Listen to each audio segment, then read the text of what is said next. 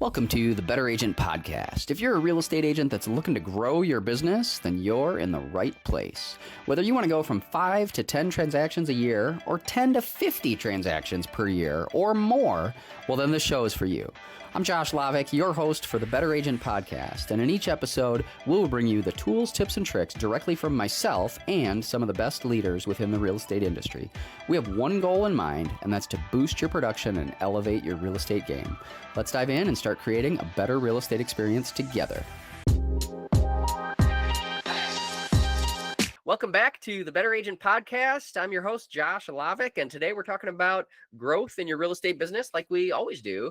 And I've got some great guests with me today. Actually, we're at the same company. We're both at EXP.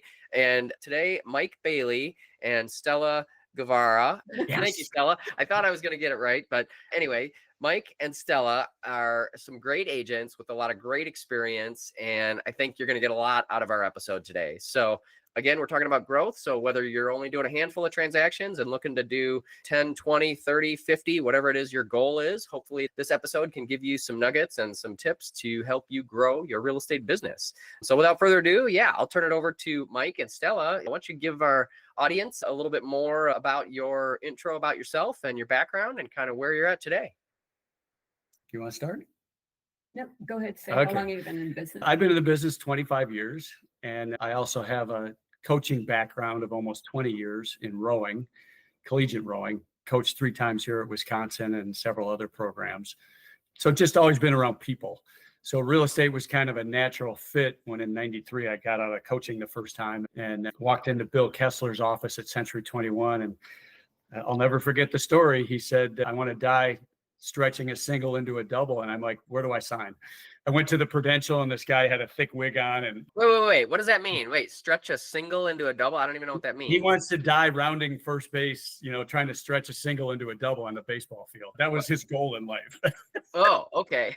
Sorry, I'm not a baseball guy, so I'm like, metaphor is like foreign to me a little bit. Okay. No, I mean, that's just how he embraced life. And that's how Bill was. And Bill was awesome because he really took an interest in everybody. And he sent me to cold calling school, which back then was huge. And cold calling a conversation with me, then go to abetterrealestateexperience.com. You can go there and schedule a free one-on-one call with me, no obligation, and we'll just talk about your real estate business and what we can do to help you grow. Or you can also sign up to join us on one of our future mastermind calls. So again, go to abetterrealestateexperience.com. Hope you're enjoying the show. So you're calling a bunch of people you don't know. They have no idea. You're just like, where do you get their phone numbers? So for years, we called it dialing for dollars. And every company had a top agent that was making like 5 times as much as everybody else. So Sean Sable at Remax, Roger Stoddard at Stark, Randy Lenz at Remax. All these guys, whenever I went into a listing appointment, I knew that I was up against all 4 or 5 of those guys every time I went in. It was just amazing. Like you knew who was going to walk out I can't tell you how many times I'd show up and Roger Stoddard was walking out the door. Yeah. So that was back when we had a directory where you could just open up the directory and find everydy's phone number because everybody had a home phone. They had phone number, right? There was the white pages, the yellow pages, right? There was and answering machines. Yeah. And it was great because you could go down this cross directory and I'll never forget my first year, somebody suggested, well, why don't you call first through 8th Street in Madison? Because those are all people that are going to be moving up. That was the lower end homes on the east side and a lot of smaller homes over there. And so I think my first 3 sales were people on 1st and 2nd Street and one on 8th. And I called them and sure enough, got to list their house, found them another house that was bigger. But that, you had a cross directory. Now you have whitepages.com. And let me tell you, it's a lot of work looking up phone numbers, but you also have some subscription services that we have subscribed to in the past that'll do it, but they tend to not be quite as accurate as doing it yourself. You can still do it, but it used to be, depending on the time of day, you could get 40 to 60% of the people picking up the phone. If you called from 5 to 8 o'clock, we usually got 60%. And the rule was 60 contacts, 1 listing appointment. We would take 2 out of 3 listings that we went on appointments for. Some of them were just so overpriced or so bad, or, you didn't want them. And there was one year that I sold almost 90 homes. I think it was 87. And 99% of it, because that was my first few years in the business, I didn't have a past client database then. 99% of it was expireds or for sale by owners, and mostly expireds. Sure. And that was back in the day when the first of every month, there'd be 30 expireds. At the end of every year, on December 31st, there would be 250 expireds. Oh boy, it was just like dialing for dollars. How could you not miss? Yeah. So that's what I did. And you would go through the same thing every February or March, the market would hit, all the expired listings from the year before would suddenly list. And I remember once I had 14 listings in 13 days. I mean, and that was back when you had 5 pieces of carbon copy. You know, you didn't text anything to people for digital signatures. If you had a listing in Baraboo and it was an old lady, you drove up to have the old lady sign it 5 times. If every time it was countered, you know, that's just what you did. That's what you did. People have it so easy these days. Yeah, right. I send an email and get a signature. And that's right, exactly. And, you know, so things were different back then. And now, you know, instead of that 40 to 60%, we're lucky if we get 10 to 20% home. So we really haven't had many expireds the last 3 years now, you know, because the market's been so hot. Now, that said, like Stella's been chasing this one guy. I won't tell you where it is, but it's a farm that'll be about $1 million. We've been chasing him for 2 years. Unfortunately, by the time he lists, the market's going to change. He probably could have gotten his $1 million 2 years ago, but not now, maybe. But, you know, it still helps us in knowing all the scripts. And when you call somebody, you know what to say. Bill Kessler sent me to Mike Ferry School. Okay. Which is now no longer Mike Ferry, it's his son. You know, and they teach you how to do everything online now. So I'm still a little old school because, you know, for me, and I had to teach this to Stella when she got in the business, is sit down and make time every week in your calendar to just follow up with clients. And you know, you get 1 million leads, wherever you get your leads from, open houses, sending out mailers, doing cold calling, doing, you know, anything over the internet, whatever it is that you're generating leads, go through them and call. So I had a rule when I was one of the top producers at Century 21, which was I called every Monday night from 5 to 8 and nobody bothered me. I would lock myself in my office. You know, my kids weren't allowed to come in. It's like, don't talk to me. I had a parrot in the office and sometimes he'd go a little crazy and people would be like, who's that in the room with you? Because he said a few naughty words. But anyway, you know, that's what I did. And then, you know, it used to be we would call at 8 a.m. and obviously the law is you can't call past 9 o'clock at night. Now we find we don't call past 8 because people seem to get irritated after 8 o'clock at night. Sure. And we don't always call at 8 o'clock in the morning because people aren't awake yet. And, you know, you call them and they're kind of ornery. Yeah, I haven't had my coffee yet. What are you exactly. my brain's not on. Hold on. But I'll tell you, Josh, the most satisfying thing is your first, and this happened to me once, first call of the morning at 8 o'clock. I hit an expired. She said, come on over. 1 o'clock. I listed the property that afternoon. Now, it only happened once, but the point of it is, if you're making the calls and you're there and showing up every day, it's much like being an athlete. You're going to get what you deserve if you just stay persistent. Yeah.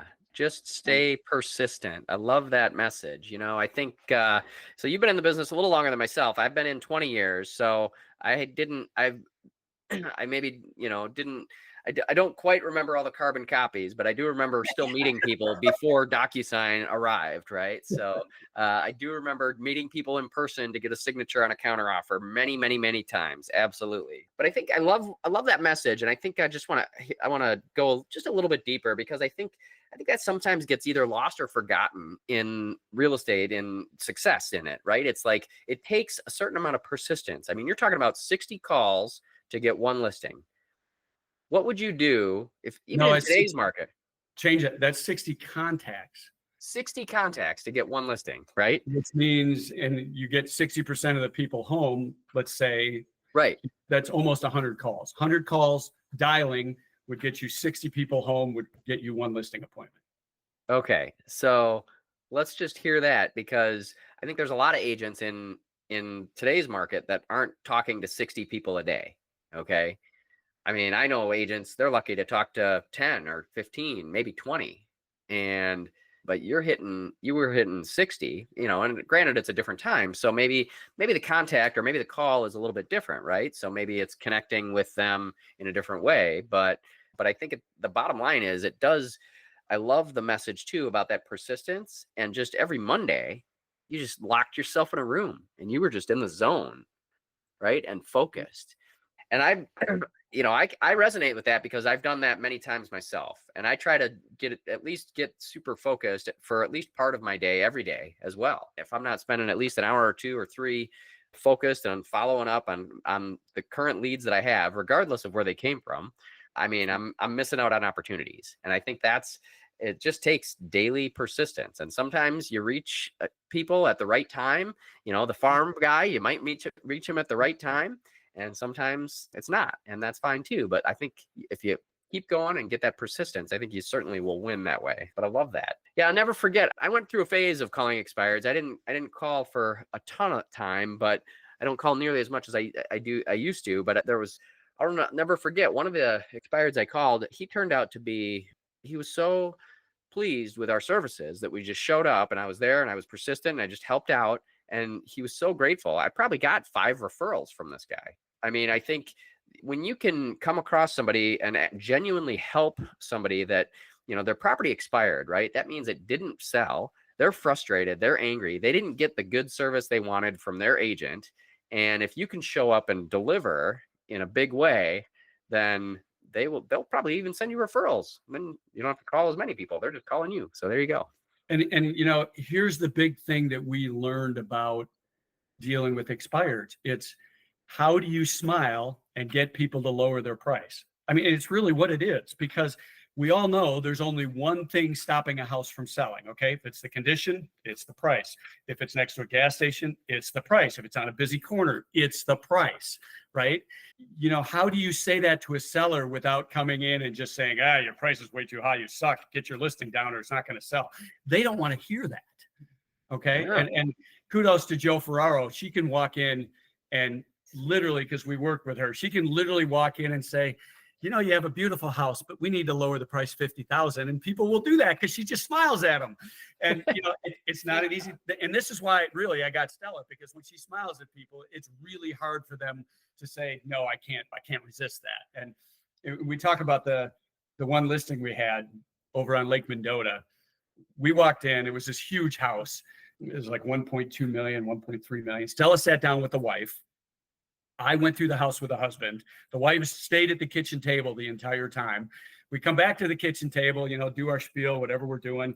And then I go, well, okay, here's a contract. Why don't we take care of this? And the husband goes, I think we need to think about it. And the wife turns to Stella and goes, I think we're listing today. As in, so when you have someone, and, I'll say this about partners, because she has become someone in the business now that when we walk in, the women in the house gravitate to her. They didn't always do that to me. I have some corners, and I've always said she rounds my corners off. Okay. Hey, that's good. And it is. And I, partners aren't for everyone in life. I've seen a lot of partnerships fail, but I'll say this, with the two of us, she knows what her job is now, which is to go in, talk about the house, make the wife feel happy, talk about what she can do staging wise to make it pretty and saleable and all that stuff. And my job is to get the contract signed. So Okay. we kind of have our roles when we go through it, and that it's huge. It really, we don't miss many listings right now. We used to, I used to say I was probably about 80%. We've been over 90% for the last, 3, 4, 5 years. I guess I'm at 10%. Yeah, she completes the 10%. Bumped it up. That's good. Well, that's an interesting strategy, because I think, a lot of agents maybe don't go in on an appointment with a partnership like this. I mean, tell me, that's kind of a unique scenario. You guys are partners in life too, so maybe that helps things out. Or I don't know, share more about how do you divide the roles, or how do you do that? I think, well, I came in, I've probably been doing this about 8 years. So I met Mike 10 now. just a little bit, huh? 10 years. She's got a terrible memory. She doesn't even remember our But I'm anniversary. doing real estate, but I met Mike when he was coaching at Michigan State in Michigan. So Okay. I still have a salon there that I will work every once in a while. My daughter took it over. So I have an artistic side. So when I started staging, I thought, I miss that part of it. And I love working with people. So that comes very fluid for me. So Sure. going in, I'm used to somebody sitting in my chair and creating conversation, trying to figure them out, seeing who they are, picking up their likes, their dislikes, and just looking at a house and loving it, colors. That's my thing. So Okay. going in and sitting down and talking to someone is really easy for me. Sure. So that's been easy. So going in as a team, usually if you go in as a realtor, you have a stager that works for you behind the scenes. You don't get to meet them. So we go in as a team. I am that. I come with that team Sure. and I'm an agent also. And usually as a stager, I can go in right away and say, listen, this is the first thing, 3 parts of a staging. The first is cleaning, clearing, and then I can come stage. So I can tell you today, I can come into your house, say, so I don't have to come in and tell you later. Let me have my stager come and tell you what to do. I can tell you right now what to do. And Yeah. it's, oh, I don't want to, I don't know if I'm going to use you today. That's okay. I'm free. So I come with, Yeah. don't worry about it. You're not going to offend me by using my free gifts, whatever I'm going to do for you. I'm here to help you, whether you use this or not, don't worry about it. And Yeah. generally, and we at least do 95%. If we get in the door, we get the listing. We Sure. rarely ever fail. So I don't worry about that. And I mean, Josh, I think the big thing that separates stagers, because you probably used a few in your time too, I'm assuming. And we've had stagers walk in and just tell people, you need to do this, this, and this because your house doesn't look nice. You can't do that to somebody. And Stella's really good at walking in and kind of suggesting. And if they see that they're being resistant, she just smiles more and kind of makes the suggestion softer. Because I mean, we had one that wanted to remove all the religious artifacts in the house. Okay, well, if you have somebody that's very religious, that's not going to go over real well. You can't tell them, I think you should take all those crosses down and they don't want to hear that. So you have to kind of work with their parameters. And that's what she's really good about. Mhm. I'm just giving 2 examples. I had a condo of a single guy and it looked like a bachelor's place. Oh, yeah. Well, It had a suit of armor in the living room. yes, it did. What wife in Actually, a 1,000-square-foot condo would let a suit of armor be in the living we room? actually That's left it. probably not doing much, huh? Yeah. Yeah. But he went Yeah. with all of it. He, Yeah. just gently went in there and he did the carpeting, the painting. He cleared out everything and he did everything. And it sold really fast. I think that was just pre-COVID. Yeah. And then I came in at the end of that. I said, just leave all your art on the floor in one room. And then I went and staged it. And then not too long ago, we did that $1 million property. And I feel like Mike and I were talking about it. We went in there and interviewed, we co-listed, and he wanted $1 million. And they told him in the mid to upper 600. But another agent told him that. Yeah. So Sure. we went in there and it was a beautiful house, but his dad hadn't done anything to it. Mhm. So when he decided to go with us, I picked out his paint colors. But I gave him 3. You could tell he was like, he loved blue. And Yeah. It's like, stop it. okay, I'm going to give you 3 paint colors. Everything was And going they're to not blue. Yeah. be baby blue. Yeah. And, and then I gave him one that was a little blue and he picked it, but just for this one bathroom. So, Yeah. but it was funny Yeah. because you have to, Yeah. you got to give him something.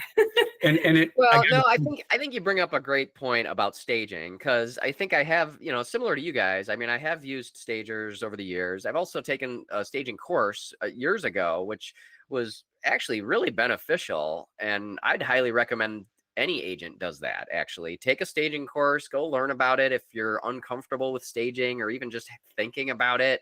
I mean, there's some great courses available, and I think they're really helpful to just help you think through, okay, how do we present this? Because really staging is about the presentation. It's about what are we packaging? What are we building? What are we selling? What do buyers say when they walk up to the house? What do they see? When they walk in that front door, what do they see?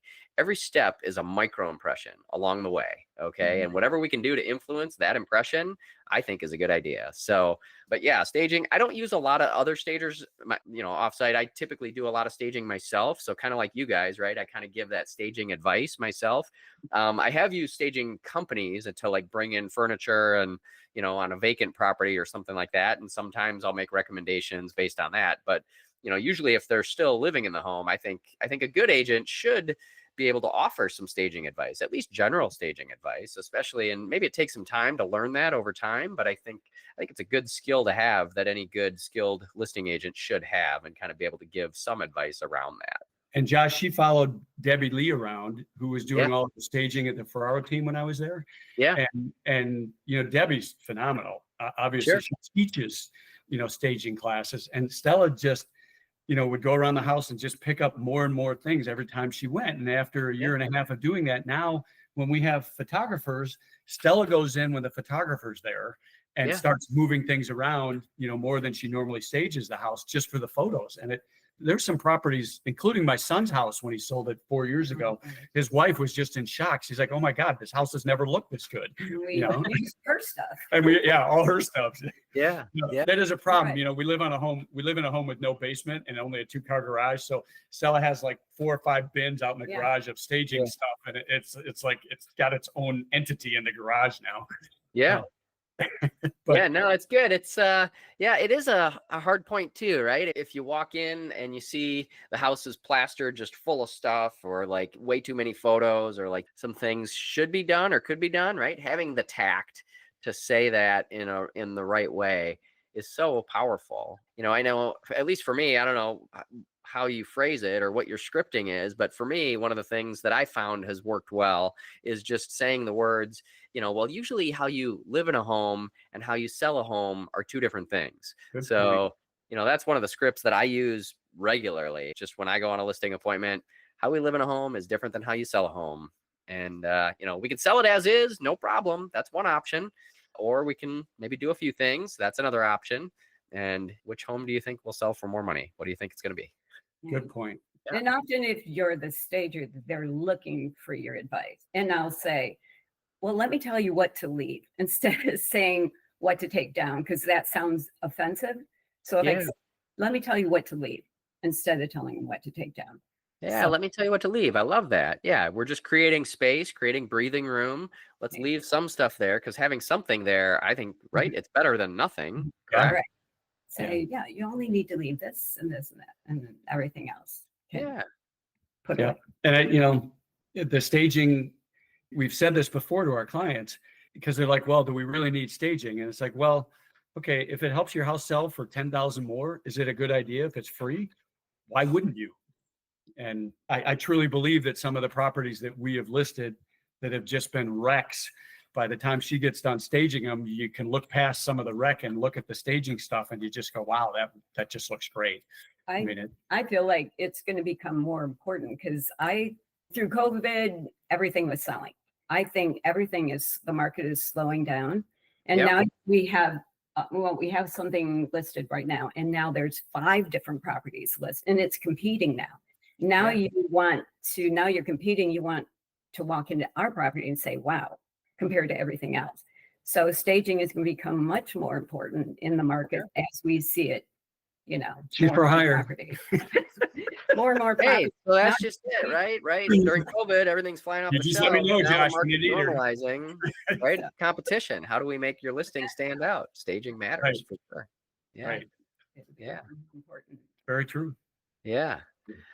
All right. Well, let's shift gears a little bit, right? Let's talk, because you alluded to it before, and I'd be curious to, maybe we can talk about, I think, some of the scripting and the dialogue about pricing. And because part of you were saying, like, basically you walk in and it's overpriced. How do you tactfully tell somebody that their house is overpriced? I mean, I know maybe I'll share my thoughts on it first, and then I'll let you share yours. But I think when I look at pricing a property, I often will present a range of pricing, and I kind of go through sort of a process that I'll look at, like, the tax assessment, we'll look at Zillow, we'll look at like the RPR estimate, and then obviously looking at different comparables and things like that. But ultimately it's a range, and I'm trying to gauge the seller to try to understand what they want to price it at as well. And if there's an alignment, if their number is in my range, then I think we can list this property and get it sold. At least that's my approach anyway. So I don't know. How would you approach pricing with a potential seller, Mike? Well, a lot of the same things you do, although I will never use Zillow for anything, but it's all in what you want. I go straight. I'm a numbers guy. I can pull up Where do you get your numbers? What does that mean? right off the MLS. So you pull 3 or 5 comps, and obviously the problem is there's always that house in the middle of nowhere that's got 50 outbuildings and all these acreage that nobody else has, and that's hard to price. We all know that. Sure. But otherwise, everything is really about the numbers. You walk in, if it's 1,000 square foot house that's built in the 50s, then go find 5 houses that sold in the 50s that are around 1,000 square feet. So we make adjustments like an appraiser would, $500 bucks for a year. Now it's kind of up to about $100 a square foot for above ground square footage, 50 for below. That can go anywhere from 80 to 100, depending on the kind of house you're in. Upper end house, probably more like 100, lower end house, not so much. You add 12, 15,000 for a garage now. A bathroom is, and see, a lot of these numbers have changed. A bathroom used to be 8. Now a full bath is like 15. You just go in and you look at all the comparables and you adjust your CMA to where you want it to be. And you are so right about the biggest thing is when you walk into one of these places that's overpriced, we used to look at 3 things. What's active? Because you better be better than the competition or you shouldn't be in your price range. And actually, can I say that? We have a listing that's live right now that one of the couple wanted to greatly raise the price. And so I walked them through the 3 other comparables that were out there that were all the same size as theirs, but they wanted to be 15,000 higher. Okay, now I'll stop talking about that because if they hear this video, they'll hate me. But anyway, they're good friends. Maybe it's worth 15,000 more, right? It could be $15,000 more value of some aspect in their mind. And I think that, that perception is certainly reality. And I think there's something to be said for meeting people where they are. I mean, I met with a guy recently that thought his house property was worth significantly more than what I thought it was worth. So I don't think we'll come to terms on it, but we might at some point. Who knows? We'll see where it goes. But I think understanding how did they arrive at that number, right? Right. There's a way that you arrived at the number, right? That you did your research. It's all about the numbers. It's your 25 years experience.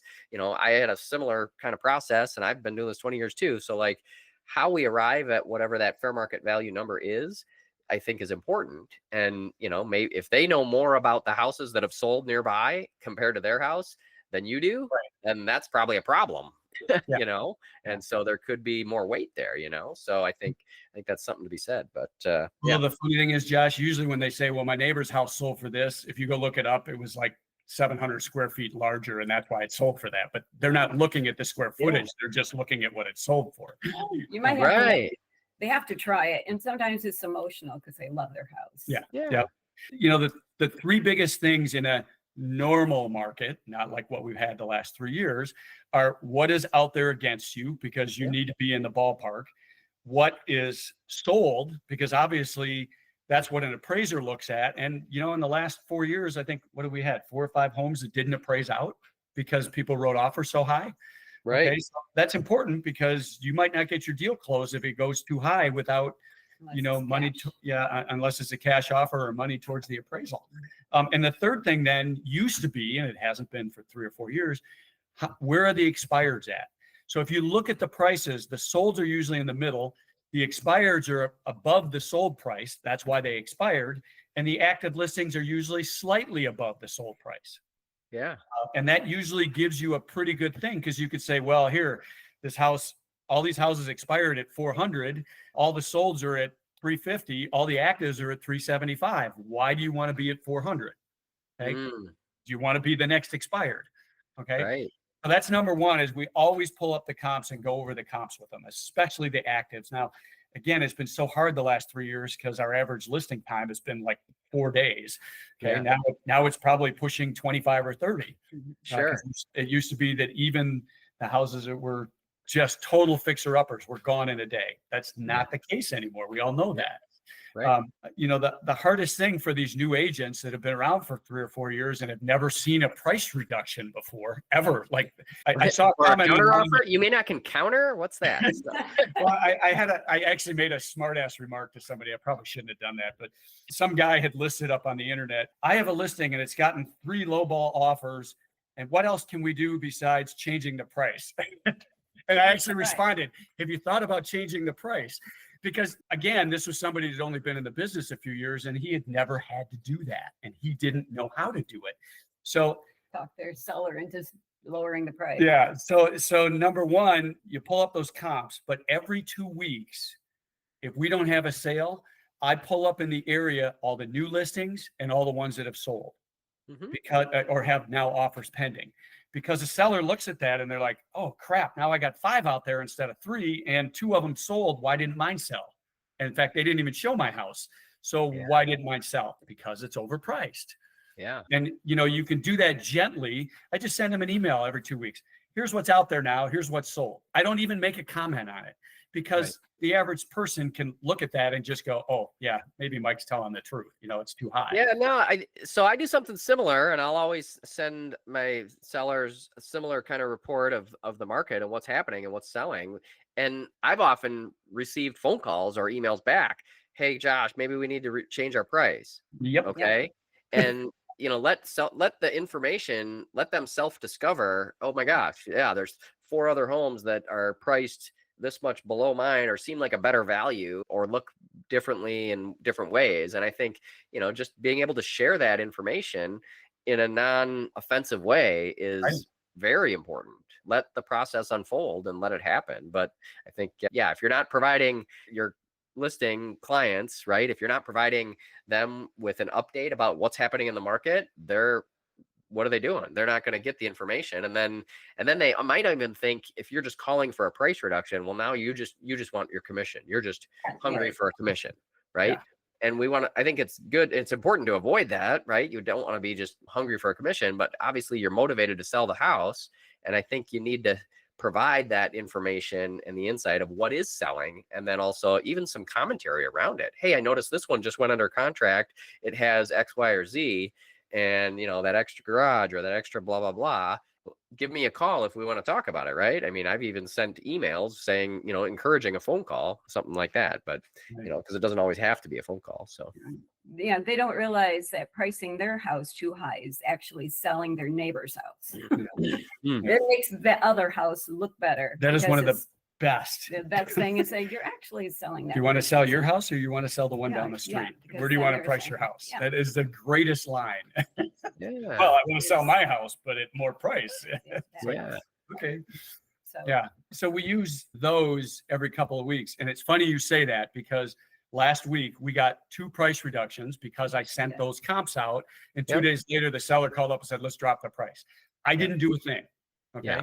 But the worst thing you can do as a listing agent, and this is why so many expired listings have such bad views of agents, is A, let it sit overpriced, and B, stop communicating with the sellers. If you do that, you will just, bam, you're down. They don't want to do anything for you at that point. If you continually communicate in a positive way, even if it's about dropping the price, they will continue to see you as somebody that knows what you're doing. But the second you stop and don't call them for 2-3 weeks, which, there used to be way back when the running joke was list them and leave them. You just list it and it'll sell eventually. But I mark down on our calendar what the average time on the market is. And we stress that when we go into the listing. Here's the average time. It's the last 3 years, it's been 4 days. If you're out there a week and a half, you're overpriced. Okay. And we'll physically tell them that every single time we go in. It's like, but do you want to sell? I don't care where you put, and this is my favorite line. I don't care where you put the price. Okay. You can put it 30,000 high, 20,000 low. Here's the average time on the market. If you go double that, 8 days, you're overpriced, right? Because it hasn't sold. So where do you want to put it? And then again, you let them, kind of hem and haw. Another big thing in real estate that I learned, and I can't remember who told me that, shut up, stop talking, say what you have to say. It's going to piss them off or at least upset them. And then let them. And then just smile and let them talk and don't interrupt. Let them work it out in their brain. They'll talk it out in front of you, like all those real estate shows. Oh, well, we could move this wall. We could do, and they'll sit there and talk to each other about the price. They'll do it right in front of you.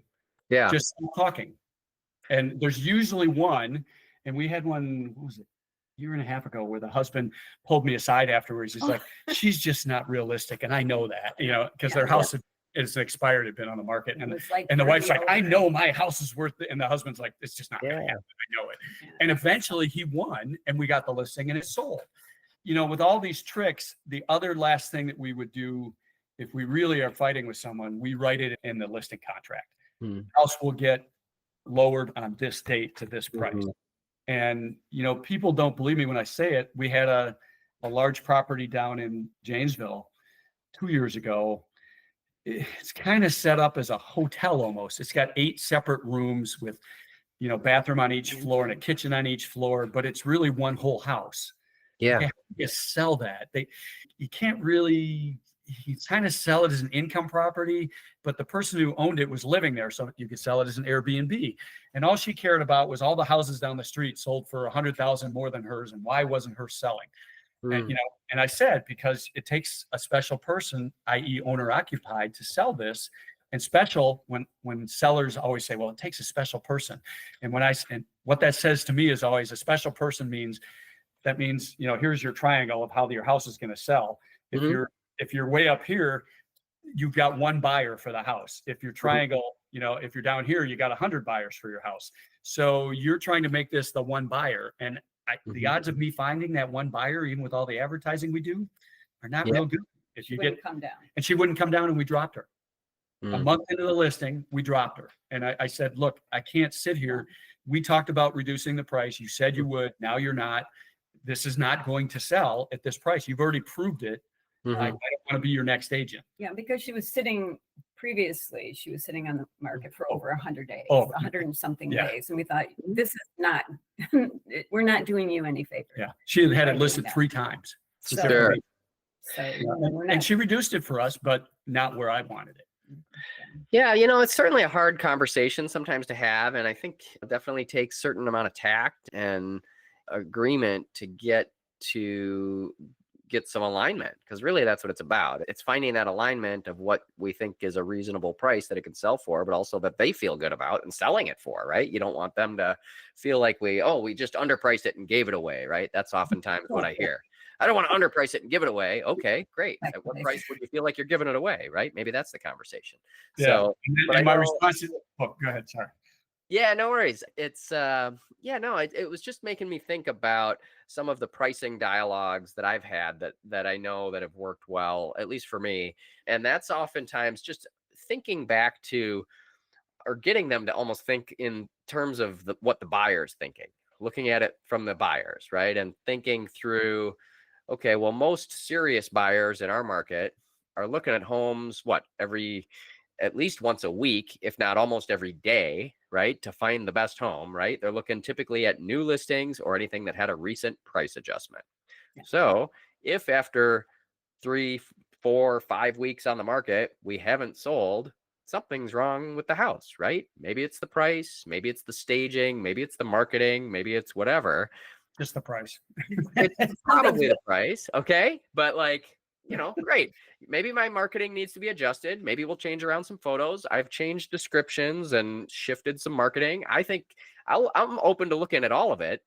And the price is definitely one of it as well. But I think, getting them to think about, okay, I want a serious buyer.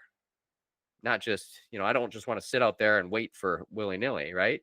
And thinking through, what are serious buyers going to say, right? They're wanting anything that's a hot new listing, right? A hot new property. If it hasn't sold, then maybe that's the time to adjust it. So that's good.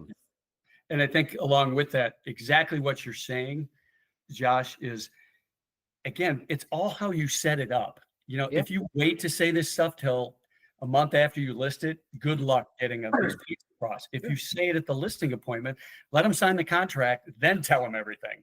And one of the big ones is, look at the days on the market for the houses that sold. It's always selling within a week, or even in this market, if it's a hot property, it's still selling within a week. Mhm. So every time you change your price, you have a shot at selling your house within a week or two. Mhm. And if that week or two goes by and you don't get it, we got to change the price to get another shot at selling it in a week or two. And when you break it down like that, again, it's trying to use all these things to help them understand why it's about the price without actually saying it's about the price. Mhm. And they have to understand the most serious buyers are going to be the first day it's listed. They're just sitting there until that $500,000 listing pops up that first day. They're Mhm. the most serious ones are out that weekend, that day, those first few days. So wait, like, no, I'm going to wait 3 weeks. Well, they've already bought that house. They've already bought that $500,000 house in that area. So they're already done. They already did that. Yeah. So now you have to change the price because they've already bought something. Right. Or they've moved on. And to go along with all this, Josh, when I talk about the communication with the sellers, the great thing about spending $65 to boost your house up on Facebook. Okay, we all know we're going to get 1% back on those returns on those leads, but it's not about necessarily getting leads. That's about keeping your seller happy, because every week I send them the number of hits to their site, the number of leads we got off of it, the number of impressions that all go, and we'll get calls back. Well, what does that mean? 800 impressions. It means they looked at your house. 800 people actually looked at it, and they're like, how come nobody bought it? I'm just here to do the advertising. You're the one that has to bring the buyer in with the right price. But I'm here to show them what your listing looks like in the best light, so that that sending that impression. And that's a great thing about having the internet now, and including the feedback, and always give your seller feedback. And by the way, you can change the feedback that comes from the MLS, showing time. You can write a few things in there if you need to. Not saying we do that all the time, but just using the feedback again. And this is something we set up on the listing appointment, which is, hey, look, I don't care where you put this. We're going to get feedback from every showing. And the average in town used to be 4 days. And the average number of showings it takes to get an offer is 5 to 8. If you're getting no showings, you're way overpriced. If you're getting some showings but no offers, you're a little overpriced. If you're getting offers that are low, you're a little overpriced. If you're right on the money, you get an offer within 5 days. That's the way it's going to work. So which person do you want to be? And again, most of them want to end, when you say it that way, they'll end up in the middle. They don't want to be that, oh, well, I want offers. So you have to give them a choice, but really there isn't a choice. You're giving them a choice you want them to choose, choice they necessarily want to choose. Yeah. All right. Well, I think we've talked a lot about pricing. Hopefully a lot of people got some value out of that. Different thoughts on pricing. It's important, and becoming a master of pricing properties will absolutely help you be a better agent, for sure. So the better you price a property, the more likely it is to sell, and that will absolutely improve your business. I can guarantee it. I can speak from experience as well. So, here's the other thing that I know is that an overpriced property will never sell. There you go. So that's the other straight value. All right. Well, let's shift gears. I don't know. We've been talking for quite a while. I don't know how much longer I feel like we could talk all day, but I don't know if there was something else maybe on your mind that maybe you'd like to share with our audience about growth, or even, I know you said I think before we started the call, you were talking maybe more on, hopefully sooner rather than later, but I'll let you know when that happens. Right now, I'm still working pretty hard. So 5 years more. I would like to say something at working with Mike in the last 10 years. I was thinking it was more like 8. Watching Mike work and having seen good agents working at the Referrals team and working like with Lori and everybody else, and how watching Mike work. Because Mike, after we get the listing and everything and getting an offer in, which is really important as an agent, which you would know. Yep. I've seen him getting an offer in that's lower, like this $1 million listing that we got, where he thought he was only going to get in the 6s. And then we got him to stage and work on the property. So he wanted $1 million, and it was just under $1 million. And we co-listed with another agent. And he was saying, like, he got this offer in. It was a good offer. We knew it was a good offer. We thought it was going to be in the 900s. And then we thought, and it came in, and we knew, like, this is a good offer. And the offer, generally the first offer they get in is a serious offer. And we knew, like, he needs to take this, but he thought he wanted 1.1 million. And, he got this offer, and the other agent said, I don't think I can talk him. He doesn't want to take it. And so Mike went in there and had the conversation with him. And that's where Mike does a really great job at using common sense to talk to the person into, you need to take this, because inevitably the next offer comes in is going to be below. And because it's going to sit there longer, because how many people can really afford that kind of property out there where his property was out in the country. And you just know the next offer is going to be way below. So for his best interest, this was a great offer. And so Mike, and then, the other agent, I don't know if I should mention his name. He was just saying, I can't believe he talked him into this. And it was just, he's done that. And the other one that was on the one, who was the other one, he said, okay, we'll list, his wife said, we're going to list it today. He was really, really hard. Yeah. He Josh, wanted $1 million. What do you do when Oh an my gosh, inspection it was turns up so- oh my gosh, that $100,000 worth of problems on $1 million house? That was insane. Oh, that's a great topic. And Yeah. we got it done. Oh my gosh. It's Totally. just, yeah. It should never have happened. He had an insane offer and he wanted to walk away and go. And Yeah. I did talk to him. I had chased him too. And I didn't chase that other one, but I thought he cannot turn this down because this is crazy. Yeah. Walks away. It's going to be crazy if he ever gets another offer. And Mike, we had to talk to him. It's not so much, it's really just making them see what's actually happening. People are like, well, you have to convince somebody. You want more commission. No, it's I not. want to get the deal done. And here's what it's going to take for you to get your house sold. So is Their that best what you want to do? Or do you want to sit on the market for another 6 months? Because that's what's going to happen. Would never. So And then you just, again, shut up and kind of let them think about it for a while. And a lot of times, I mean, not always, like that person in Janesville, but a lot of times they come back with the right answer after they think about it. Now, there's always those stubborn people that won't be changed. And again, when listings, start to become, you get a lot more of them on the market, those people, you just don't need them. I mean, those are the listings we just won't take if they're that far overpriced. But we will take some of them and just say, well, okay, but we'll write it in the contract. If we take it that high, I want it in the contract. And then we'll take your listing. If it's not in the contract, I'm really not interested. Yeah. So it's helping people understand the market, whether they're a buyer or a seller. Buyers agents, it's been so tough the last 3 years because you look at somebody and you say, well, here's what it's worth, but here's what it's going to sell for. And they, the first time you get a buyer in and they look at you like, you're just trying to get me to pay more. I'm like, no, I'm just trying to get you to get the offer through. And they lose 3 or 4 or 5, or I think we had one couple that lost 12. And then all of a sudden it's like, oh, well, maybe I need to do, this and this. I'm like, okay, now we got it. There we go. So a lot of it's just about educating your client. fine line, Yeah. And there is a fine line between, because respect and education. yeah, we had a guy up on Portage a couple years ago that just, he refused to come anywhere near list price. And, he was in that under 200 range, which is like the hottest thing in Portage. And every single offer he wrote was being beat by 30, 40,000 on a $200,000 house. And I finally said, look, you either got to change or we just can't work together anymore. And the funny thing is I got a call from another agent who was also an EXP agent who said, why did you drop him as a client? I see you were working with him. I said, he's just not realistic. You're going to spend 6 months. She told the lender, who was the same lender I was working with the guy 6 months later, that was the hardest deal she ever put together, ever. Because the guy was just stubborn about everything. And you know what? You just don't need that in your life. It's not worth a commission for that much frustration. Totally. So I think what I'm hearing from both of you is having a certain amount of confidence when you walk in on that appointment, right? Knowing that you've done the research, you've got the experience, you've researched the heck out of the market, you know what's going to happen, right? And having the confidence to be able to share that in a tactful way with a potential seller or buyer, right? Here's what I think is going to happen.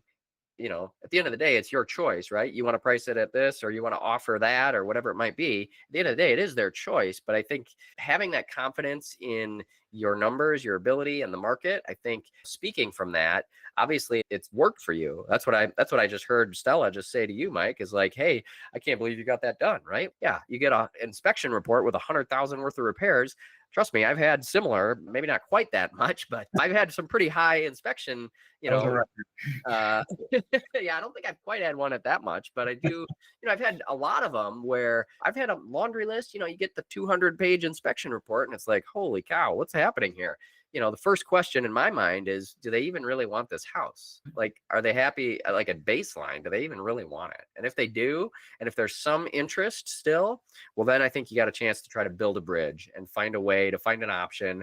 Maybe it's a price credit, maybe it's a repair or a combination thereof. But I think it's walking them through those options in a tactful way and just giving them the choice and giving them the options and saying, hey, this is what I believe it'll take to get this to happen.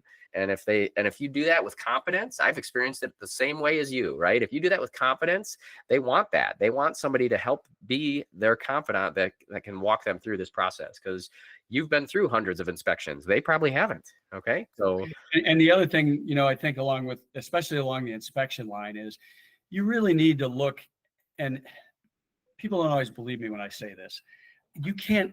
You have no idea, Josh, how many people I have told not to buy a property. I walk in, it's wrong for them based on either their financial situation, the amount of work it needs, the condition it's in.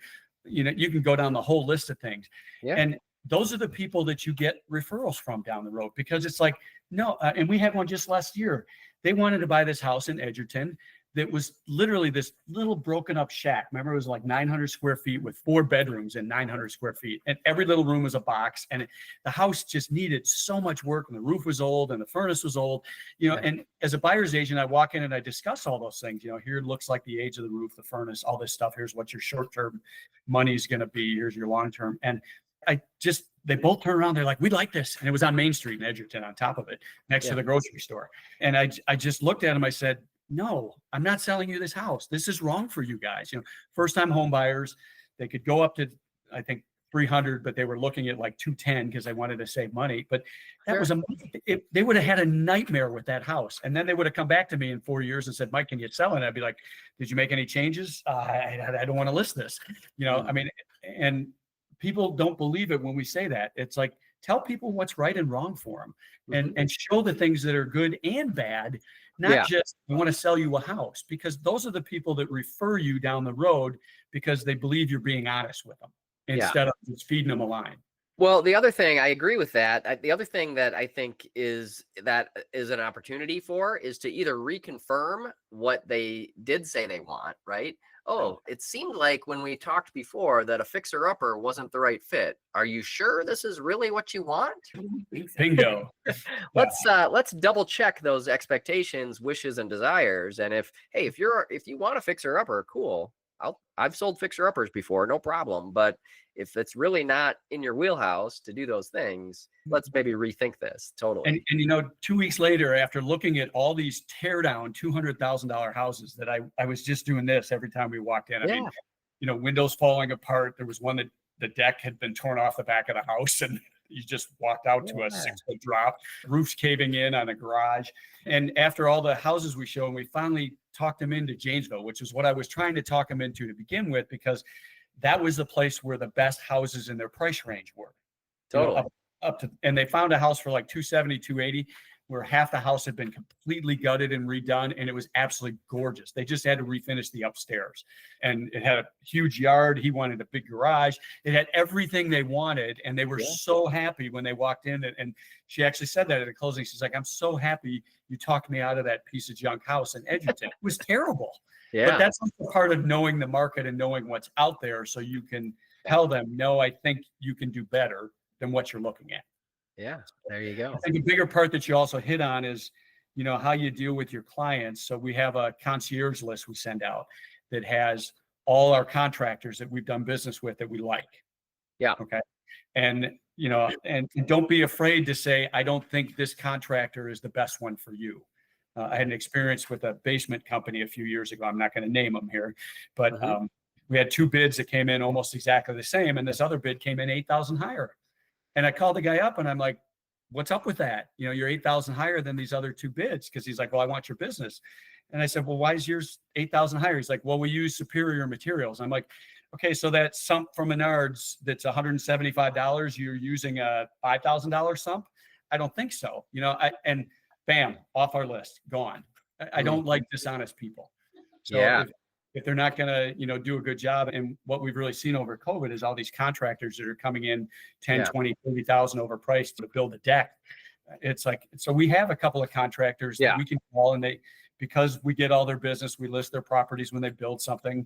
When we call, they will come out and, at least give somebody a bid. They're honest. Well, I think that's a great point. And I think if you're a newer agent or maybe haven't done much business, if you don't have a vendor list, if you don't have a list of recommended people that contractors, basement people, stagers, whatever it is, like that needs to be your job today. Yeah. You need a vendor list. You need to build these relationships. You need a list of people that you can recommend to your clients that can help them improve their home, keep their home up to date, whatever it is. And if you're a newer agent, just make that reach out and just tell them, hey, I'm a newer agent. I'm trying to build my list, build my business. This is what I want to do. I want to learn about you and your company and your business.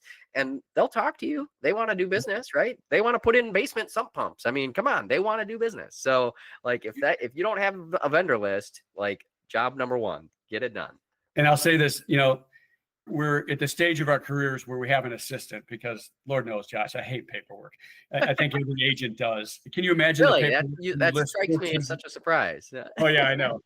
I can pay $350 or whatever it's going to be to an assistant. And we have a great assistant, Amy Spreezich, who takes care of us. But she sends that list of contractors out as soon as somebody gets an accepted offer. She sends it to them. And that's just awesome. And she follows up on all the contingencies. I highly say, when you're a newer agent, okay, you got to learn how to do it all. Yep. But at some point, if you want to grow your business, you need that assistant that just takes care of things so you can do what you do best, which is following up with clients and making sales and making listings. Let them take care of it. I hand stuff to Amy. We do. And I never have to think twice. It's done. Well, so you do a lot of business. You've done a lot of business over the years. I do as well. And I think there's something common here that I'm hearing. You got each other to rely on. You got your other assistant. I got a team of people behind me. We have marketing people. We have vendor people. If you're trying to do it all yourself is not the formula for high levels of success in this business. That's for sure. First 3 years, it's a great way to save money and keep your expenses down. But at some point, you have to say, what is it worth to have advertising out there? What is it worth to have, somebody that looks over the contracts? Yep. What is it worth to make all the phone calls to set up the showings and the inspections and all that stuff? And it's worth every penny when you get to that level. There it is. Invest in your business. Be confident. What else? We talked about a lot of stuff. Be confident in your price. Make sure you're sending and sharing the right data, the information. Smile and say lower the price. I love that. I'll say one more thing about past client follow-up if I can. Oh, sure. Because, that's always everybody's question, how do you keep in contact with your clients? And I know people do, and we have to thank Dan Shin. Please send this to him. So we heard there was music on the boardwalk over there in McFarland. We were the wrong weekend, but we showed up and there's a band and there's free food being given out and beer. And it turns out it was... we didn't eat any of his food, but I did drink one of his beers. But Dan Shin was having his client appreciation. We didn't realize that when we showed up. We just set our chairs down, listened to music for half an hour. And some guys say, hey, would you like a beer? And then their photographer comes over and takes a picture of us. So I'm sure we're going to show up on Dan Shin's website sometime soon. But the point being is he does that once a year at least, to appreciate his clients. And great, if it's just burgers, brats, and beer, it's getting him out, and he rents the lake shelter for the day and brings in a band, and it's showing your clients that you're still out there, and it's ways to keep in touch with them. For our team did pies and pizza night and date night. Those are all great suggestions. Lori did it because we were supposed to go to her. Yeah, that's right. Lori Heffernan did it too. She does it down at the Sprintman team offices downtown, and her husband Nick makes these huge spreads of beautiful meat, as he calls it. It's phenomenal, the stuff he cooks. But it's doing stuff to help your clients remember who you are. And one of the bigger things, I learned this from Matt Raleigh, who's also EXP. Sure. He sends out a CMA on their house every year at the end of the year, because who doesn't want to know how much their house is appreciated? Yeah. So they get that. And it takes me now a week to get them all done because we got so many clients, but you just send it out. It's a rough CMA just to show them what's sold in their area. And you can't believe how many people will say, hey, wow, my house has gone up that much. Yeah. Great. They will call me when the time comes because I'm still sending them that stuff. Usually I make dinner. Yeah. We often have our clients over for dinner because we have a house that's kind of set up. It's got a great backyard for entertaining. We got a nice deck, whatever. We also will send out $25 gift cards to our clients at the end of every year, whoever bought that year, for a Christmas present. Yeah. I mean, it's just different ways of staying in touch with clients and without really calling them up and always saying, hey, do you have any referrals? Because the referrals will come. And I think this is the biggest thing I can tell people from being in the business so long. I remember when I got in, there were all these agents. Charlene Kinsler, who was at Century 21, she's a fantastic agent. I remember when I asked her once, and she said like 85% of my business is past client referral. It's like, holy crap, that was a lot, and now we have a lot of lead generators out there, like I bet you do, and you use all those programs like OpCity and all the other ones, and we get a few from each of those a year. Now we're probably at about 75% past client referral and 25% is from those lead sources or advertising or stuff like that. The longer you can hang on in the business, the more the business comes back to you if you treat people, you treat them right. And that's just, and making things right too. I can't tell you how many times, we've had little goof ups here and there. I always make it right. It doesn't matter what it costs, because if you don't, who told me that? David Simon at when he used to run, when it was Don Simon Homes, now it's Veridian. He actually told me once that 10 bad referrals were worth one good one. It's true. Yeah. If you screw a client over, they will tell everybody. Yeah. Yeah. No, that's for sure. Treating past clients the right way is super important. I wholeheartedly believe in doing very similar things, right? We do events for our past clients and invite them to things and stay in touch and do all those things as well. And yeah, as a result, we tend to get a lot of referrals from our past clients as well. I mean, it's absolutely a formula that works and it feels good, right? You want to help out and stay in touch with people that have worked with you before. I mean, that's a great experience. I just had, actually, before we got on this call, I had one of my past clients stopped into my office because they're like, oh, I was just in the neighborhood. I thought I'd stop by and say, hey, like, awesome. How cool is that? Isn't that the best feeling? It's a great feeling. Yeah, for sure. It's just awesome. And we have one. Easier than those cold calling days you were talking about, grinding them out, 60 calls or 100 calls in a day, huh? So much better. And we have a pilot that we've sold a house to. He's now referred us to 7 people. Yeah. 7 people we've sold houses to. I mean, just because of one guy, and then some of their friends have referred us. So it's like, you just got to take care of people. You got to be honest with people. Yeah. Every now and then I help them with a little work, whether, I have a trailer, if there's junk in their house and they need to get rid of it, look, I'll take it to the dump for you. I have a bad back now from years of doing this. So I always ask them for a little help, or I rent my next door neighbor is a football player in Stoughton, young kid. So I'll grab a couple of their kids and come bring them with me and make the client pay $25 or I'll cover it in some instances. But it's going the extra mile for your clients. So they remember that. And then of course, it's not great when they say, well, my realtor put in a dishwasher. My boss shouldn't know I do that because, I instruct them how to hook up the electrical. I don't do that. The plumbing and all that, dishwashers are easy if you've been in the business a long time. But, when we get single moms that they don't want to go out and pay somebody $2,000 to get a dishwasher in. So if I can come over and, buy one for them for $450 and get it in there at no cost, they're happy. I'm happy. It feels good. Like that stuff. For sure. Well, cool. Mike, Stella, man, we've been talking a while here. I feel like this has been fun. So I really appreciate you guys coming on our show and sharing some value, dropping some nuggets, and stay in touch with past clients is important. Lots of kudos. I think we hit a lot of great points. Anything else? Yeah. Whether you start and dialing for dollars, make those calls, build your vendor list, do staging, right? Staging is important. So, man, hopefully the listeners got some value out of this. I know I did. I mean, it reaffirmed a lot of what I'm doing in my business, because I know you're doing a lot of great things as well and a lot of similar things. And if that's not a clue to you listening out there, success leaves clues. And right here, we're having some commonality. So I appreciate that. So thank you guys so much for coming on our show again on the Better Agent Podcast. Again, Mike Bailey and Stella Guevara. And I'm Josh Lavik with joining you today. So appreciate you having us on, Josh. Thanks. Absolutely. Thank you. Thanks for tuning in to the Better Agent Podcast. I hope you found today's insights valuable. Don't forget to subscribe and leave a review if you enjoyed the show. Stay tuned for more tips, Q&A sessions, and sneak peeks into our 21-day challenge. To get full access of our show notes and more details on the 21-day challenge, go to abetterrealestateexperience.com. Keep striving for greatness, and I'll see you on the next episode.